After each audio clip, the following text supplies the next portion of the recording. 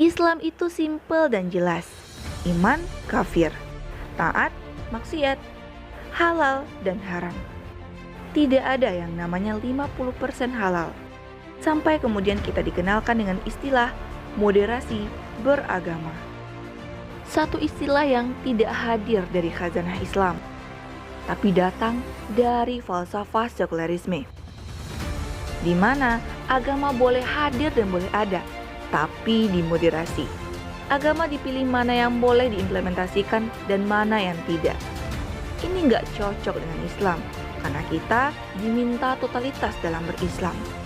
Muamalah, ibadah, semuanya diminta kafah, termasuk berpolitik, diminta kafah.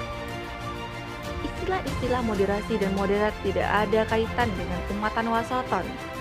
Karena Islam umatan wasaton artinya umat yang adil, umat yang terbaik. Itu umat yang menempatkan segala sesuatu sesuai dengan ketentuannya di syariat Islam. Maka berislam secara kafah jangan setengah-setengah, karena Islam bukan prasmanan.